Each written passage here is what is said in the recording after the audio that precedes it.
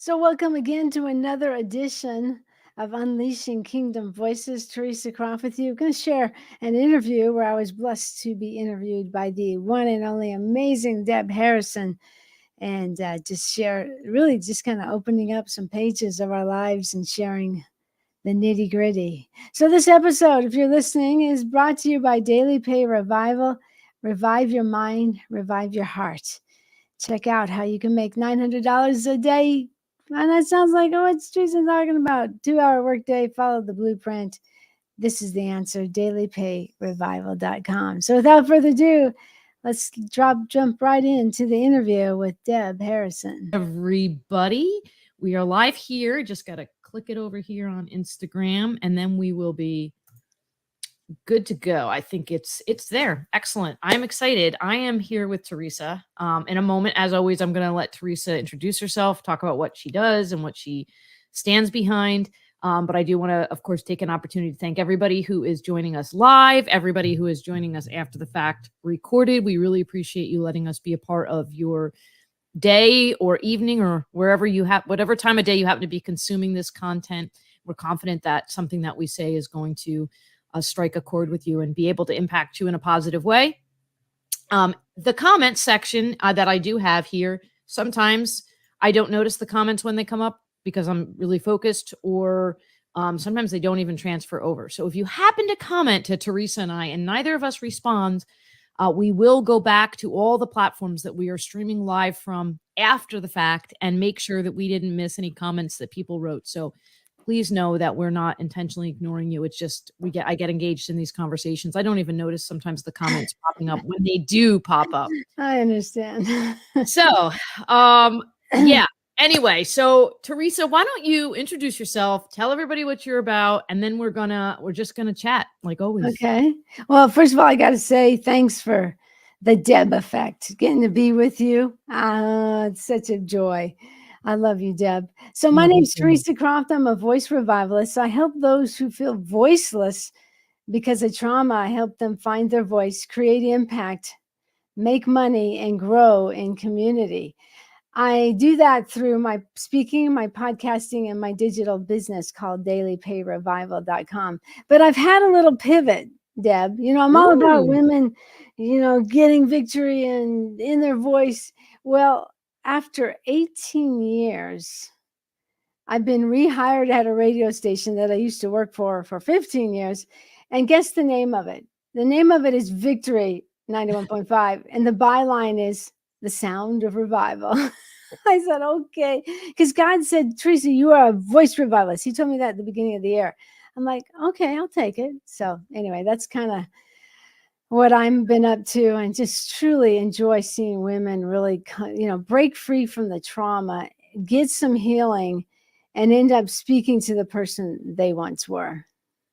Yeah, so powerful. And I mean, obviously I have additional insight having spent some really quality time with you with a collective group of people that we're friends with and one-on-one and having some really incredible conversations. So I do have that insight, and I hope that some of that's going to come out in this conversation. But I think that you're a model of what you want to help others do. And that's a lot of the power. And you're very open about sharing of what it's like to feel voiceless and how you become somebody that can speak up, and obviously the widespread ways that can come out in our lives, right? Yeah. Speaking up doesn't always necessarily have to be putting your foot down. There's a lot of different ways that we can be heard and we can really express ourselves. So I would love for you to share with folks a little bit about just at the core of why that matters to you so much. You said the statement, you said, I just love seeing people start to be able to speak more confidently and be themselves with more revival, right? That word revival. Why is that so important to you? Like where's that in the core of your being? What has made that such a critical thing for you? Well, I have these two swans. They mate for life, but husband and wife, sometimes there's a crash. I could write a book. I'm glad my husband died, subtitled How I Won the War on My Voice. Now that sounds terrible, but listen. I'm all for the covenant of marriage, Deb. I'm all for men. A good-looking man or a truck drive by, my head's going to turn. But why? This is my story. Why would I talk about it? Why would this matter? Because freedom is on my lips. Rescue is my mission. My life might be someone else's survival guide. And in short, I was married for 26 years to a man who was, we know the N word now, narcissist, and how that can wrap and warp you. The last 8 months of my marriage was brutal. He got third-degree burns over 30% of his body. We were moving. 4 months later, he was diagnosed with pancreatic cancer. And 4 months later, he died. That's not really the story. But in those last 8 months, all the hyper meanness came out with laser words. I felt like it was an open heart surgery with no anesthesia. So I don't, I don't have to defend him. That was what he was. But how do I take that and go forward with steps that people can follow? It doesn't, your marriage doesn't have to be horrendous. Mine just happened to be pretty horrendous at times. Because trauma can wrap your mind, and you don't become the person you really are.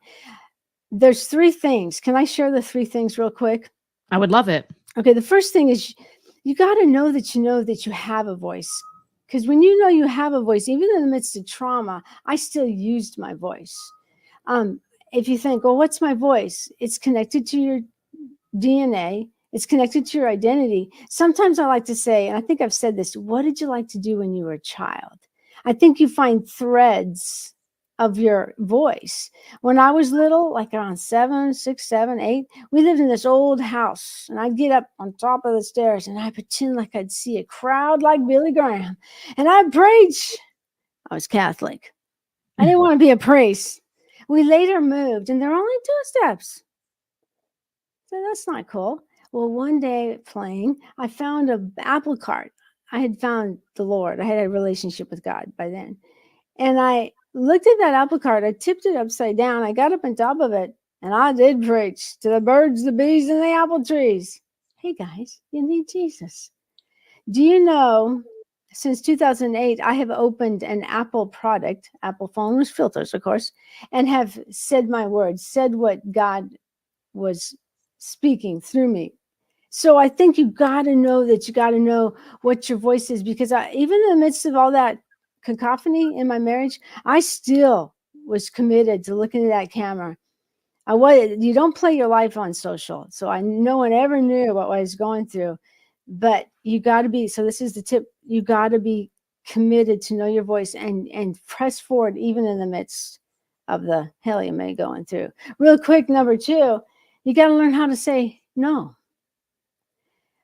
When you say yes to yes to someone, what you really feel like is a no deep down, you lose a part of yourself. Studies indicate you lose a part of yourself, and you start to question yourself.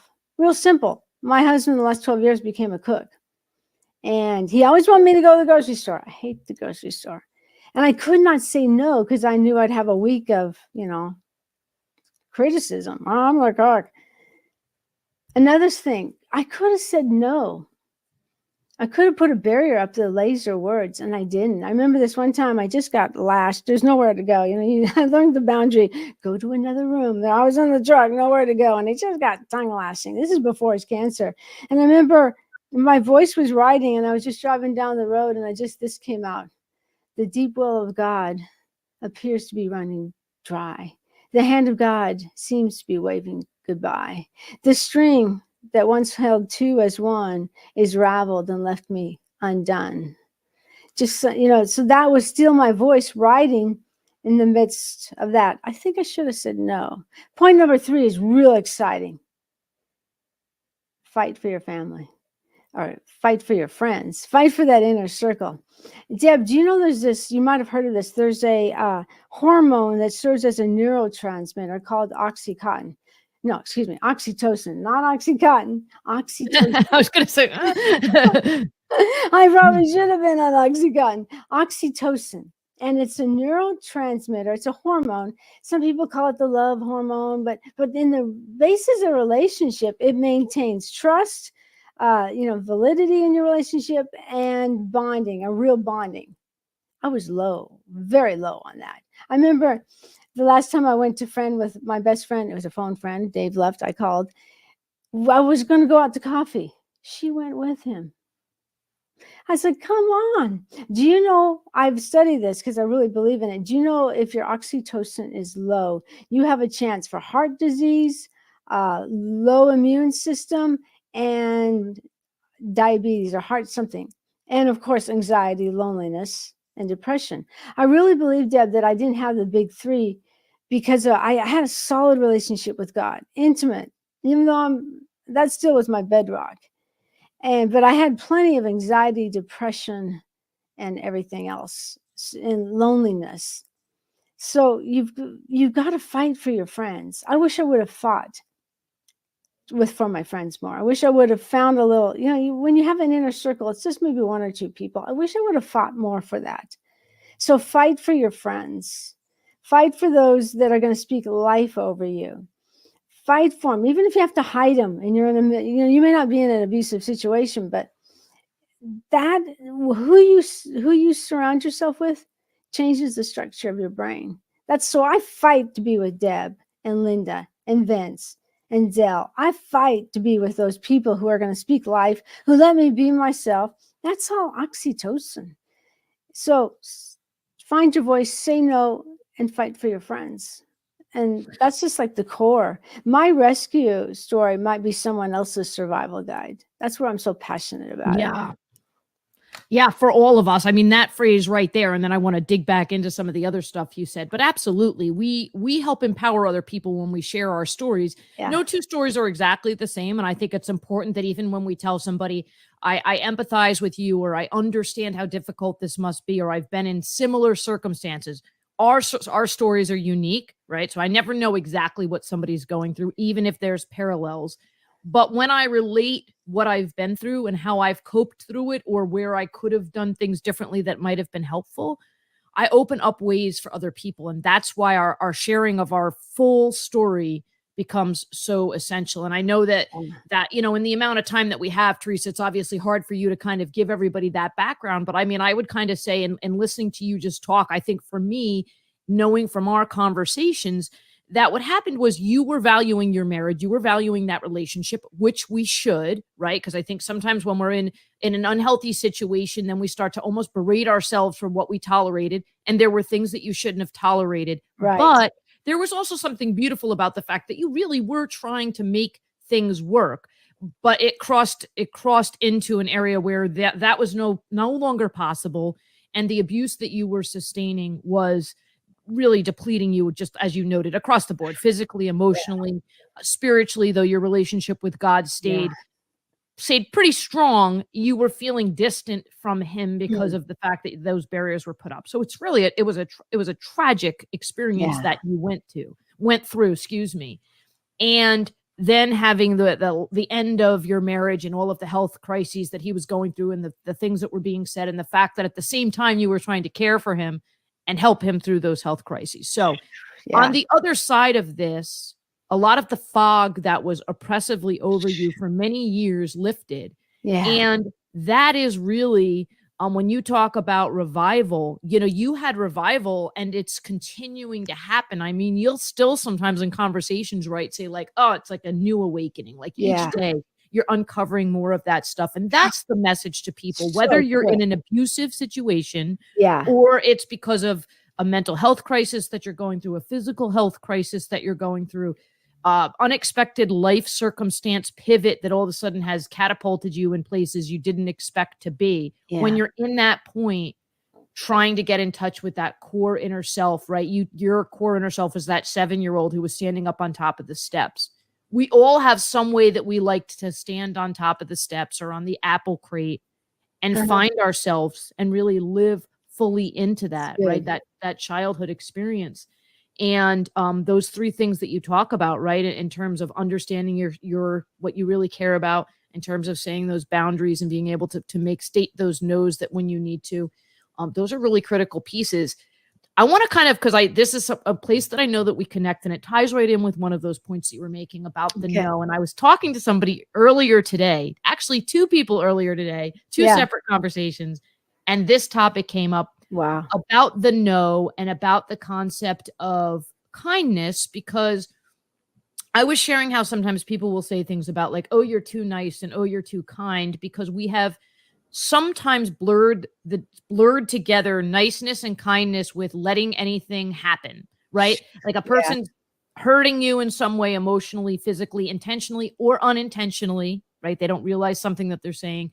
And so you don't put up a boundary. You don't explain the impact that it's having on you and that it needs to stop. That's not kindness. That's not niceness. That's not having a healthy understanding of how you need to effectively communicate. There's no such thing as being too kind or being too nice. There is such thing as living in an unhealthy way because you allow things to be creating harm for you where there may be an opportunity for you to stop it. Yeah. Right. And that's where that revival comes in, is even if you are somebody that people refer to as being super nice, super kind, really friendly, it's still critical for you to flag and acknowledge and try to stop the behaviors or things that are going on that aren't okay. That's part of being a kind person, is helping other people to be the best versions of themselves. So when somebody is saying something hurtful, unintentionally or intentionally, and we say, hey, here's why that's upsetting me. That is actually part of living fully into kindness. And I know that you are such a just loving and kind and warm person to be around. And, in parallel with that, very much an advocate for helping people to understand that they can set those boundaries like you're talking about. And you really had to maneuver into that. Well, my husband did pass. I didn't mention that. After he got burned, and then 4 months later he passed. And listen, I'm not for divorce, but I'm not for abuse either. Right. And when you said it's a mental fog, it is a mental fog. If you're in the midst of that fog, you understand. But you can fight still. I believe even in the fog, you can fight for your voice. I can remember Deb doing live videos. I had gotten a Kingdom Mentor Academy in the process of all this. And I remember looking in that camera. I would not live my life on social media. So when I started coming out, it really surprised some people, but some people it didn't. But I can remember looking into that camera. I was committed, I think back in 2018, 19 to do 4 lives a week. And whenever I went live, he would like just make noise, and I would just still look into the camera. And a lot of times, this is why I think it's important to find your voice. I would have like a script, kind of what I wanted to say. I was speaking to myself. I knew it. I was like, I would turn the mic on, and the next thing I know, I was talking, but I wasn't talking about what I was going through. So it's interesting how when you experience some things, even in the midst of the hell, I really believe there's still that thread that pulls you through. It's your identity, your voice that links to your identity. Your identity is who you are. I'd say it's who you are in Christ, not what you do, although your identity is expressed. So, and saying no, I don't want to go in. I threw up on my first TED Talk for the Kingdom Mentor. It's actually called the Kingdom Impact Message. I looked at it, I'm like, man, I threw up, but it was my freedom. I mean, I told the details. Never do I go and tell a lot of details on social. We have enough stuff. So if you are going through something, don't live your life on social. Can I say that? Because that's just not the way. That's not right. And it just is. No one wants to read your mess. They want to read your message after the mess.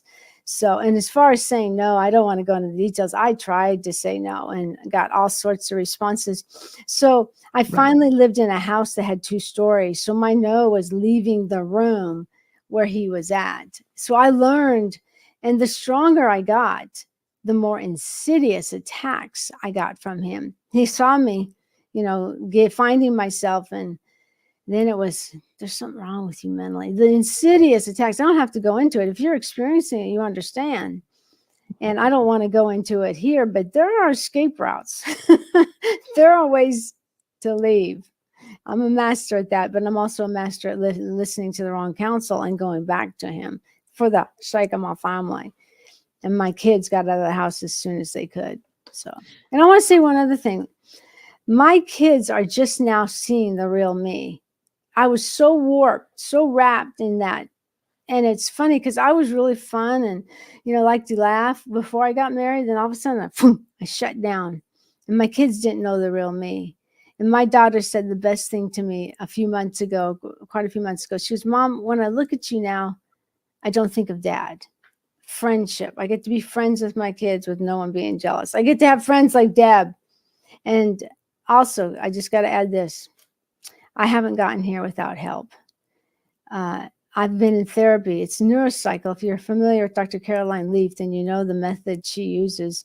And I have one of the best facilitators, and she's become like my best friend. Yeah, she helps me, but we do a lot of things on the side. So you got to get help, Deb. I can just honestly say, in the world we live, you got to find a good help, someone who's going to help you deconstruct those lies that you believed about yourself and reconstruct them. What was in the subconscious that's attacking you, and you're bringing it into the conscious world. And the biggest thing that she worked on was, you're not enough. You are enough. Yeah. So. Yeah. Oh, so many levels, Theresa and I, well, first and foremost, I think since we're on this topic, and I want to dig in right where you said that, because I do think it is Mental Health Awareness Month, and that has been coming up a lot on the chats I've been having this month. And I think that, it's always a good topic to talk about, because I think the more that we say those things, but absolutely, I would say people need to find somebody to talk to. People need to find the right person to talk to, the right method. Sometimes the first therapist you see isn't necessarily going to be the person if you don't have access to a therapist. With all of the negativity that can come from social media, and sometimes social media gets blamed for mental health issues, and I'm sure it can contribute when it's negative. There's also a lot of opportunity right now to reach out and find certified professionals. Again, we want to be talking to people who are qualified to be giving advice and are going to be really truly looking out for your best interests. But to seek that help, it is not a sign of weakness. It's a sign of strength and courage. So good. The other piece is, I'm sorry, but you're going to say something? It's not a sign that you're a bad Christian either. No. Just want to say that. Okay. Right. Well, and I think that's, because there's a lot to unpack with what you're talking about, because you're talking about being in an abusive marriage. And there's a lot of obviously things that come from whether or not you leave an abusive marriage, and how to kind of get past some of the misconceptions and some of the accusations that are going to be made.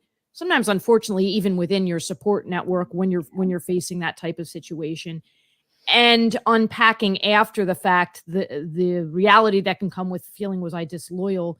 This is something I've never shared about publicly. I mean, I've talked about it with people. It's not something that I hide, but I've never talked about it like in this fashion. And I'll share, because I think that it is important based on what you just said and about the idea of seeking out and getting help. And when I was in high school, and I have shared in past things, I was in an abusive household. My parents were alcoholics. There was physical and mental abuse. By the grace of God, they both were eventually became sober. My mom was sober when she passed away. Wow. My dad is currently sober, and I have been able to have relationships with them. And in the midst of all the trauma and hard things that happened, there were a lot of beautiful things. So I do like to note that sometimes you can be in a very dark place, and there can be very beautiful things that are happening. My parents did a lot of really wonderful things as well.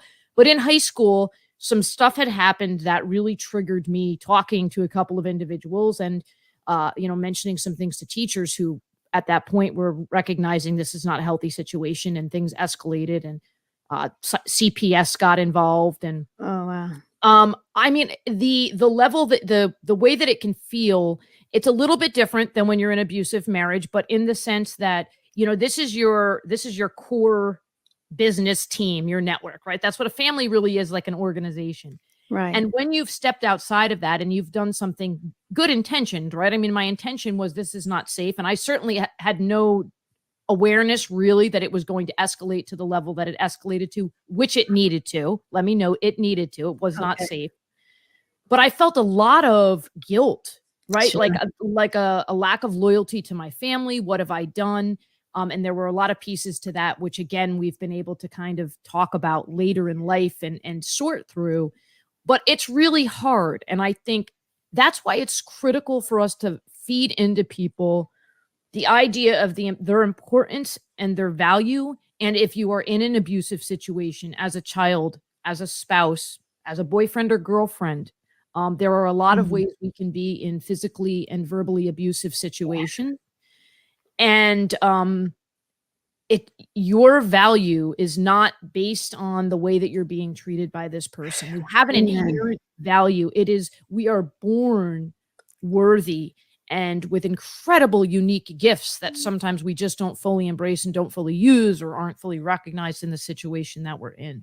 Yeah. And so it's important for us to recognize that. It's important for us to see that in ourselves. It's important for us to share that into other people in order to be able to overcome and to get out of those dark places. It's good. On For me, it was a journey, and I mean, you would think, given that maybe some part of me would have said when I was, in the of dating age, okay, I'm going to remember this and I'm going to make healthy choices. I didn't, and I got into some, unhealthy, also dangerous Yeah. relationships. So you've got to find your people, find Yeah. the people that are going to remind you that you deserve to be treated value and you deserve to be emotionally and physically safe. And Good. if you can save the relationship through counseling, right? Obviously you want to really try to do that. I mean, Sure. I don't ever want to advocate for leaving your family or leaving your spouse because there's difficult times. There are avenues you can take, but your safety is paramount, Yeah. and that never should be taken away from you in any way, shape, or form. It's good. I think, I did escape them because I thought for the sake of my kids, I've got to. So I have a whole story of how I escaped them, but I got bad counsel and really bad counsel. You're gonna lose your kids, and I love my kids, and I ended up going back to them. Granted, I had no help, but to have bad counsel to say something, if someone's being, that's just bad counsel. And so, but I'm learning to don't live in regret. Right. Take care of yourself. I like where you said, you can learn and be a person that you can go through it. And I really believe if you go through it the right way with some help and some mental help, I really think there is an audience that needs to hear your story. I'm all about revival. You're right. Whether it's a spiritual revival, mental revival, financial revival. And you know what's the number one thing that I think you have to work at? And you have to change your belief system. Instead of who they are abusing you and who they think you are, you have to change your belief system. What is God? I'm a Christian, so what does God say about me? And when we change our belief system and get some mental help, I think that's integral to us understanding financial wisdom and being able to really care. Because I think God is looking for people who have gone through the wreckage, gone through the drama, the trauma, because I've always say your voice is a much needed salt to a world that's lost its appetite for a loving meal at the Father's table. Your Mm, voice is light to a world who thinks darkness is normal and struggles with enmity and strife. Your voice doesn't have to carry the gory story. It can carry the glory story. And that's for mm. someone listening right now, Deb. Get some help, friend. Get some help. It's okay and if you have to hide to get help, do it. Or you may not be in an emotional situation, but those 3 keys, that'll help you strengthen your voice. Learn to really find your voice from your identity. Learn to say no more often. Because no, you know what no does? It values yourself. You're putting value on yourself. And then find those friends that will love you, who will celebrate for who you are and not tolerate for who you're not. Who you hang around with is pivotal. And I'll add a 4th point. Rest. Have compassion on Mm. we live in such a strive. No, rest creates more. Think about that. Yeah. Whew. Goosebumps. Absolutely. Yeah, Yeah. absolutely. To get the help. And I was blessed in that in a relationship that I was in. And I've actually, again, that this is interesting you're bringing this stuff out, Teresa. So I actually I'm married for the 3rd time. I'm blessed. My Mm, current husband is my best friend, is an yeah. incredible human being, that I wish for other people to have a significant other like that in their lives. That's beautiful. But I had some hard lessons to learn, and in my first marriage, when things were not healthy, I had somebody in my life, and I'm a person of faith as well, and they were able to kind of help me to see, look, God does not want us Yeah. to, he used the term commit suicide, but I mean, and I say that term lightly because that's a big phrase, right? But his Right. idea was like God's desire is not for you to remain in a situation where you know that harm is going to come to you. Yeah. And that was very eye-opening to me because I had very much felt like I've just got to make this work. There was blame I was putting on myself because why didn't you see the signs? There was a lot of commitment and value, and because again, I did know that this person had the potential to overcome it, but wasn't, right? And Yeah. that's again, people have to make those choices. If the person says, "Hey, I'm going to change," and they change and they commit to that, that's a different story. But when somebody is not following through with that, and I think that carries over again, whether you're in a relationship situation, an abusive situation, or whether you're in a great situation in terms of your life, what's going on, maybe your business, everything could be going, quote unquote, right. But you are emotionally struggling with depression, with Yeah. anxiety, with whatever factor might be impacting you. We are not called to suffer in silence and take that weight upon us as some type of like, well, this is the way it is, and I got here because of some choice I made, or Mm. we are called to connect with the people around us and say, I need help, and Yeah. get the help that we need. And Amen. seek good counsel. Good Yeah. counsel. Speak to the people who are really going to listen. And there's a lot of people out there on social media right now who are going to promote themselves as knowing what they're talking about and aren't. There's a lot of people that are great out there, but there's Yeah. a lot of people that also aren't. So Yeah. do diligence and take the time to like really vet your sources, speak to the people around you, Yeah. reach out to people that you know whose opinion you value, who can kind of help to steer you in the right direction. Because Ooh, that's good. yeah, your thinking is foggy. Like you were talking, your thinking's foggy. Sometimes you're not really necessarily looking at the big picture. You really need to do that. Yeah. And if we can, one person, right? One person says from this, okay, I need to go get some type of help. And the other part is that having come from those dark places, and you said before about not living your life in the public spotlight, right? And I think I want Right. to, at least for me, I'm going to speak on my behalf. So this may or may not align with what I think what you're talking about is I think that there is some degree of sharing that we can do, but we want to make sure that the sharing is for the right reasons and it's in alignment with our hopes for living a healthy, Yes. hope-filled and productive life and connecting with other people, right? So it shouldn't be vengeful, right? We shouldn't be sharing pieces of our story because we're trying to seek revenge. We shouldn't be That's sharing right. pieces of our story because we think like this is going to get a lot of attention because it's very graphic in nature. We want to be sharing pieces of our story when it's going to be a good place for us to do that, and that it's going to be helpful for other people. Right.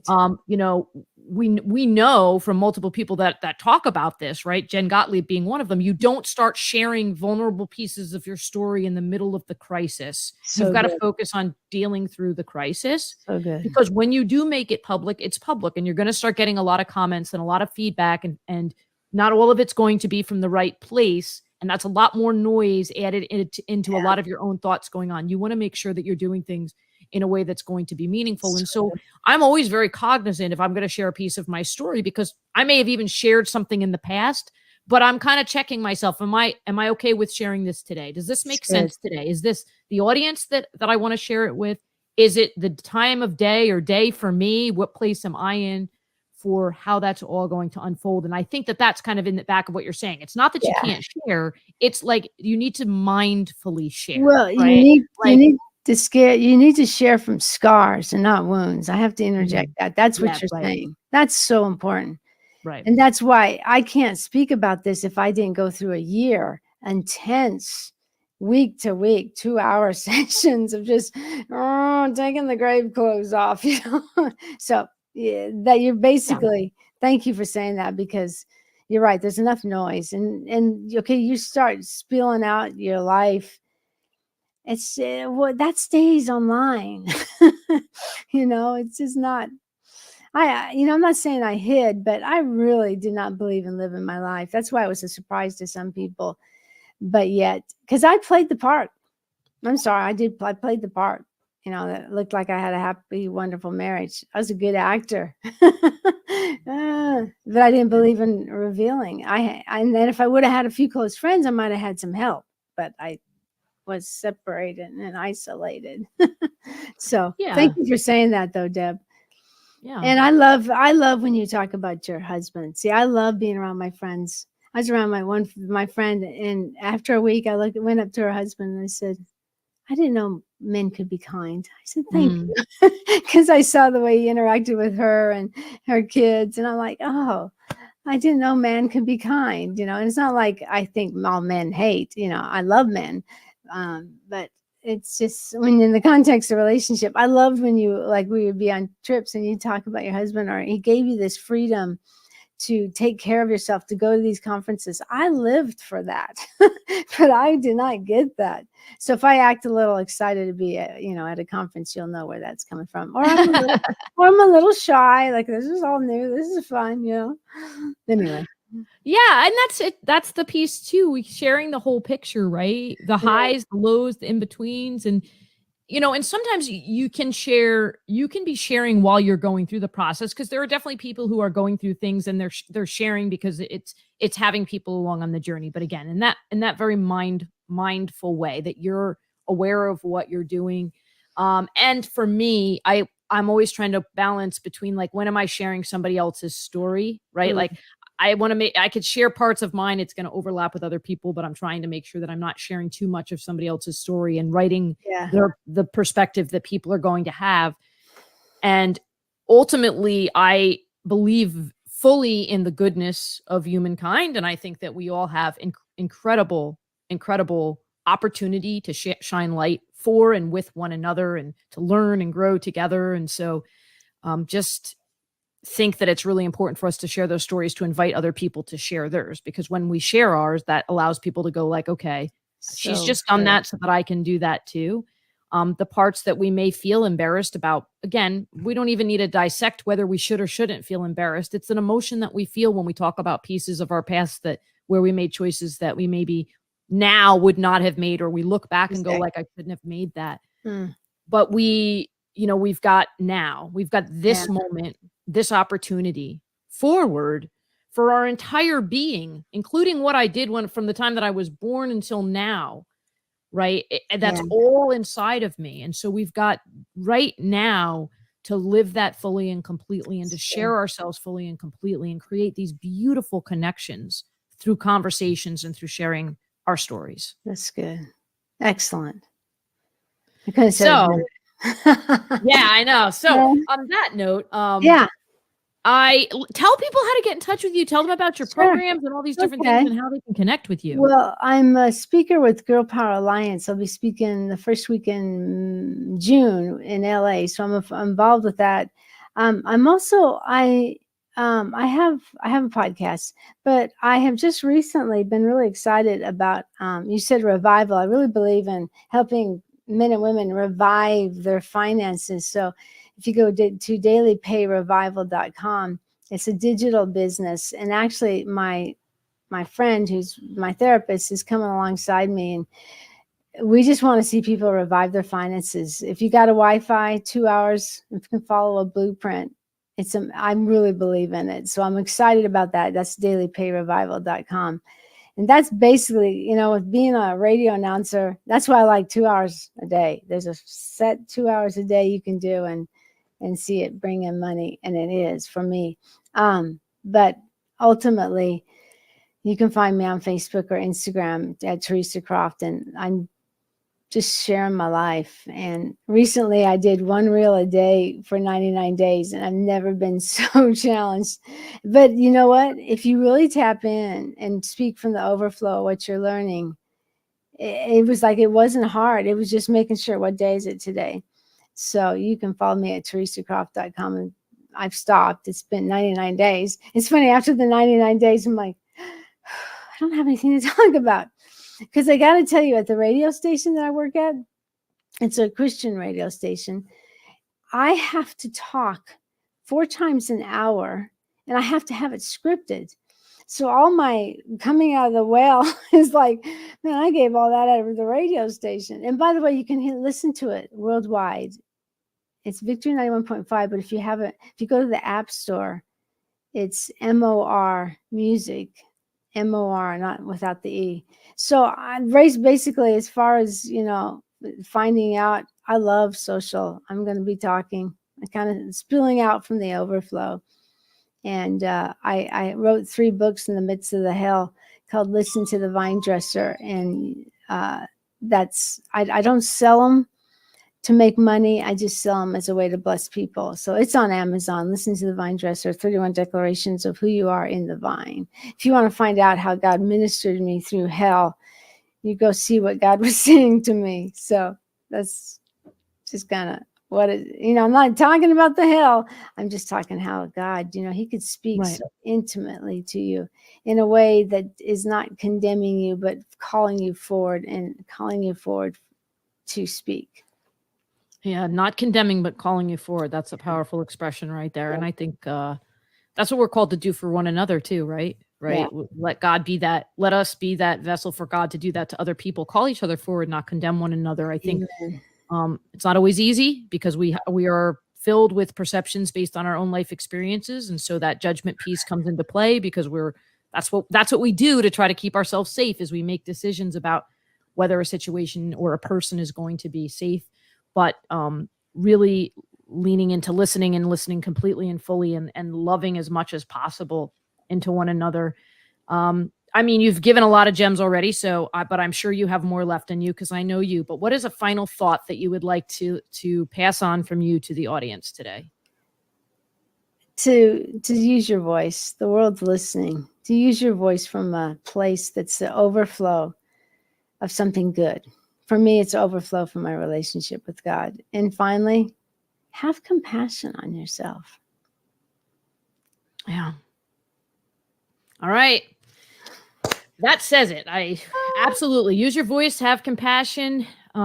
We are very blessed by anybody who joined us today. We did get some messages. We had Naomi Riley, Dina Lewis, Sarah Reed from Reading Between the Lines jumped on. They were giving us some love in the comment section. But we really do appreciate them and anybody else who has joined us while we were live, or again, who is watching this recorded. We hope that something that we said resonated with you and helps you to be the best version of yourself that you can be. So Take care, everybody. Thank you, Theresa. Thank you, Theresa, for joining us today.